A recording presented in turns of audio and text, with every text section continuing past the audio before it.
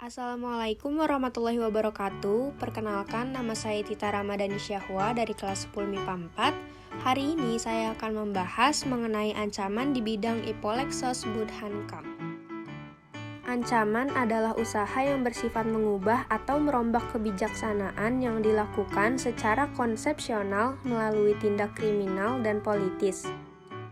Ancaman dapat berbentuk militer dan non-militer. Ancaman non-militer memiliki karakteristik yang berbeda dengan ancaman militer, yaitu tidak bersifat fisik serta bentuknya tidak terlihat seperti ancaman militer. Karena ancaman ini berdimensi ideologi, politik, ekonomi, sosial budaya, serta pertahanan dan keamanan. Ancaman di bidang ideologi. Ancaman di bidang ideologi merupakan ancaman terhadap ideologi bangsa, yaitu Pancasila. Salah satu ancaman ideologi ini adalah komunisme. Secara umum, Indonesia menolak dengan tegas paham komunis.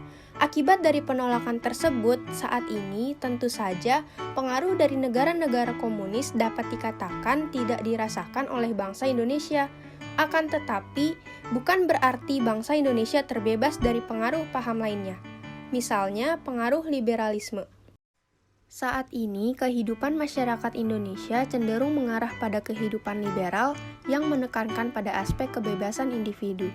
Sebenarnya, liberalisme yang didukung oleh negara-negara barat tidak hanya mempengaruhi bangsa Indonesia saja, akan tetapi hampir semua negara di dunia. Hal ini sebagai akibat dari era globalisasi. Globalisasi ternyata mampu meyakinkan masyarakat Indonesia bahwa liberalisme dapat membawa manusia ke arah kemajuan dan kemakmuran.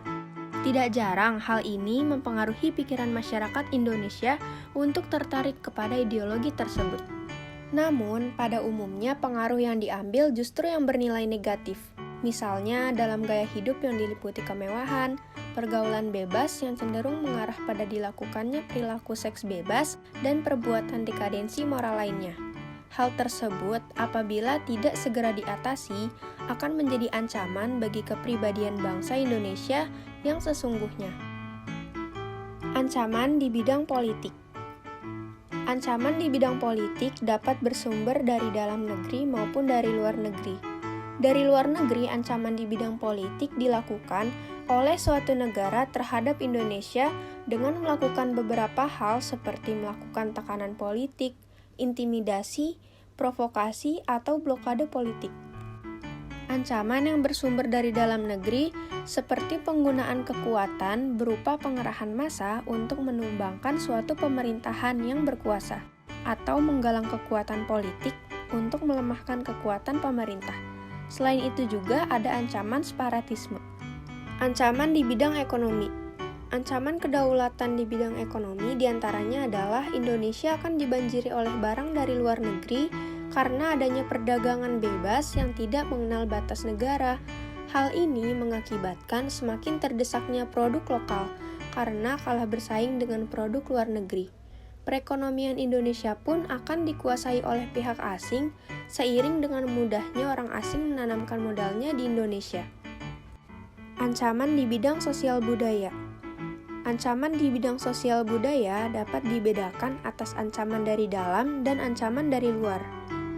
Ancaman dari dalam ditimbulkan oleh isu-isu kemiskinan, kebodohan, keterbelakangan, dan ketidakadilan. Isu tersebut akan menimbulkan permasalahan seperti premanisme, separatisme, terorisme, kekerasan, dan bencana akibat perbuatan manusia.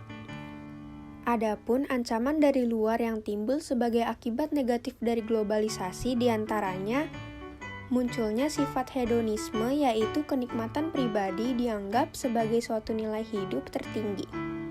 Hal ini membuat manusia memaksakan diri untuk mencapai kepuasan pribadinya meskipun melanggar norma-norma yang berlaku di masyarakat, seperti mabuk-mabukan, pergaulan bebas, foya-foya, dan sebagainya. Ancaman di bidang pertahanan dan keamanan. Seiring dengan berjalannya waktu, proses penegakan pertahanan dan keamanan dalam negara kesatuan Republik Indonesia tidak semudah yang dibayangkan. Masih adanya masalah teror dan konflik SARA yang terjadi pada suatu wilayah negara memiliki tujuan yang sama, yaitu tidak ingin bangsa Indonesia hidup dengan damai dan tentram. Oleh karena itu, penerapan dan penegakan hukum dan keadilan harus terus ditingkatkan. Dengan demikian, kita harus mengantisipasi ancaman sedini mungkin di bidang pertahanan dan keamanan, baik secara militer maupun non-militer. Demikianlah materi yang dapat saya sampaikan, kurang lebihnya mohon maaf.